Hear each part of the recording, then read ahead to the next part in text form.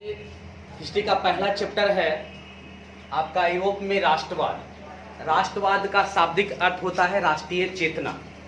जो यूरोप में यह बीजारोपण पुनर्जागरण के बाद हुआ। आप लोग जानते हैं पुनर्जागरण सबसे पहले इटली में हुआ, जिसमें कला, संस्कृति आदि क्षेत्र में व्यापक परिवर्तन हुए।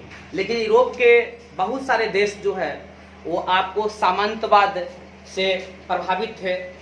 तो यह जो व्यवस्था आप देख रहे हैं 1789 में फ्रांसीसी क्रांति के बाद प्रकट हुआ, क्योंकि फ्रांसीसी क्रांति ने वहां पर एक नई जनता में, मध्यवर्गीय जनता में एक नई राष्ट्रीय चेतना जागृत किया। यह राष्ट्रीय चेतना का उदय समूचे यूरोप में देखने को मिला, क्योंकि यहाँ पर काफी निरंकुश शासन था। निरंकुश शासन पद्धति के कारण यहाँ के लोगों का जीवन स्तर निम्न हो गया। जो उच्च वर्ग के लोग थे, वो अभिभाज्य वर्ग के लोग थे, वो निम्न वर्ग के लोगों का शोषण करते थे।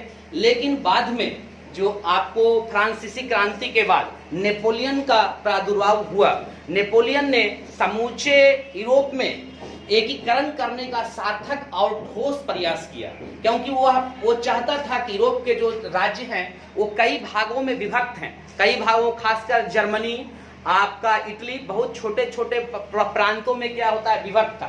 शायद आप लोग इसके 9th क्लास में पढ़े होंगे। सार्लमा के समय में, मध्यकाल में, आपको जर्मनी जो होता है वो बहुत कम राज्यों में विभक्त था। लेकिन आपको आधुनिक काल आते आते 300 राज्यों में विभक्त हो गया। लेकिन यह नेपोलियन के अभियान ने पूर्ण रूप से जो है वो आपको जर्मनी, इटली तथा अन्य यूरोपीय राष्ट्रों को क्या है, एकीकृत करने का ठोस और सार्थक प्रयास किया। तो इस प्रकार यह एक अभियान चला। लेकिन जैसे ही नेपोलियन का पतन हुआ, उसके बाद आपको वियना में 1815 में एक कॉन्फ्रेंस हुआ, एक सम्मेलन हुआ। इस सम्मेलन में ऑस्ट्रिया के प्रतिक्रियावादी चांसलर मेटरनिक जो घोर प्रतिक्रियावादी था, वो नेपोलियन का जो एकीकरण का अभियान था वो उसका काफी प्रोटेस्ट करता था। और किसी प्रकार यूरोपीय सोसाइटी में, यूरोप के जितने सारे देश हैं वो सभी देशों में पुराने तौर तरीके का शासन, माने पुराने तौर तरीके का शासन जो करने का जो तरीका था ना, वही करने का वो प्रयास शुरू कर दिया। लेकिन उसे शुरुआती दौर में 1815 से 1848 तक सफलता मिली। लेकिन धीरे धीरे यह जो व्यवस्था है वो अस्थायी साबित नहीं हुआ, क्योंकि यूरोप के बहुत सारे देशों ने क्या होता है, इसका विरोध किया। और अंत में अंत में मेटरनिक के पतन के बाद पुनः यूरोप में राष्ट्रीयता का प्रचार हुआ, जिससे यूरोप के सभी देश प्रभावित हुए और पुनः राष्ट्रवाद की भावना जागृत हुआ। इस प्रकार यह अभियान एक व्यापक अभियान था। शुरुआती दौर में राष्ट्रवाद की भावना जागृत हुई, पुनः मेटरनिक आया और मेटरनिक ने पुरातन व्यवस्था स्थापित करने का प्रयास किया। पुनः मेटरनिक का पतन, डिक्लाइन के बाद पुनः यूरोप में एक नई राष्ट्रीय चेतना जागृत हुआ, जो यूरोप में राष्ट्रवाद, राष्ट्रीय चेतना के नाम से जाना जाता है। देखिए आप लोग, आज यूरोप में राष्ट्रवाद के बारे में हम विस्तार से जानेंगे कि आखिर यूरोप में जो राष्ट्रीय चेतना जागृत हुआ, इसका काउज क्या था। तो यहाँ पर जो यूरोप में राष्ट्रवाद जागृत होने के 5 काउज थे। पहला जो आपका है, आपको राष्ट्रवाद की अवधारणा, कॉन्सेप्ट ऑफ नेशनलिज्म, ठीक है ना, राष्ट्रवाद की अवधारणा। फ्रांस में राष्ट्रवाद। तीसरा जो आपका है, राष्ट्रवाद के प्रसार में नेपोलियन बोनापार्ट का योगदान।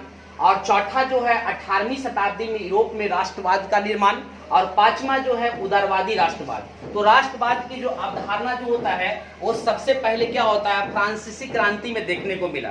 फ्रांसीसी क्रांति में देखने को मिला तो पुनर्जागरण के बाद वहां पर रेगनेक मैकनक्स दार्शनिक जो थे ना, वहां पर ये चेतना जागृत करने का प्रयास किया, क्योंकि वहां के जो मध्यवर्गीय जनता थे वो शासन से उब चुके थे, क्योंकि उनका क्या होता है, आर्थिक, राजनीतिक, सामाजिक क्या होता है, शोषण हो रहा था। तो इसलिए वहां पर मध्यवर्गीय लोगों में एक चेतना जागृत करने में क्या होता है, रेगनेसेस ने महत्वपूर्ण भूमिका अदा किया। फिर तत्पश्चात दार्शनिकों ने भी अपने लेख आलेख के माध्यम से जनता को जागृत करने का प्रयास किया। तो यह अवधारणा सिर्फ शुरुआत आपको फ्रांस से हुआ, धीरे धीरे अन्य यूरोपीय राष्ट्रों में भी क्या होता है देखने को मिला। तो यह जो अवधारणा जो होता है, एक राष्ट्रीय चेतना वहां के मध्यवर्गीय और निम्न वर्ग के लोगों में जागृत करने का प्रयास किया, जो राष्ट्रवाद की अवधारणा के नाम से जाना जाता है। फ्रांस में राष्ट्रवाद, तो आप लोग फ्रांस में राष्ट्रवाद के बारे में जानते हैं। फ्रांस जो होता है वो राजशाही शासन के अधीन था। फ्रांस जो है राजशाही शासन के अधीन था। वहां पर लुई 16वां नामक राजा एक निरंकुश तानाशाही शासन कर रहा था, और वह मनमाने का तौर तरीका इतना था क्योंकि वहां के मध्यवर्गीय वर्ग और निम्न वर्ग जो थे वो पूरी तरह त्रस्त हो चुके थे। तो इसके खिलाफ वहां के शासन वर्ग में एक नई राष्ट्रीय चेतना जागृत हुई, और वो वहां पर राजशाही शासन के खिलाफ विद्रोह कर दिए। यह विद्रोह जो होता है वो अस्थायी रहा, और वहां पर राजशाही शासन का खात्मा हुआ। यह राष्ट्रीय जो चेतना है वो फ्रांस से ही शुरुआत हुई। तीसरा जो आपका है, राष्ट्रवाद के प्रचार में नेपोलियन बोनापार्ट का योगदान। तो आपको राष्ट्रवाद की सबसे पहली शुरुआत फ्रांस से हुई, लेकिन वो उसके बाद के जो फ्रांस के शासक हुए उन्होंने यूरोप के कई राष्ट्रों को देखा, कई छोटे छोटे भागों में डिवाइडेड थे, कई छोटे छोटे भागों में विभक्त थे, जैसे में इटली और जर्मनी। तब नेपोलियन बोनापार्ट जब वहां का शासक बना तो उसने यूरोप के राष्ट्रों को एकीकृत करने के लिए एक बड़ा अभियान चलाया, और यह अभियान बहुत हद तक सफल भी रहा। यह इसका फायदा खास करके इटली और जर्मनी में को भी देखने को मिला। वहां जो कई प्रांतों प्रोविंस में विभक्त थे वो एकीकृत किया, लेकिन यह सफलता ज्यादा समय तक नहीं रह पाया। लेकिन तब पर भी यूरोप में एक नई, अगर राष्ट्रवाद को फ्रांस से बाहर एक नई राष्ट्रवाद को चेतना जागृत करने का श्रेय जाता है तो वो नेपोलियन बोनापार्ट को जाता है।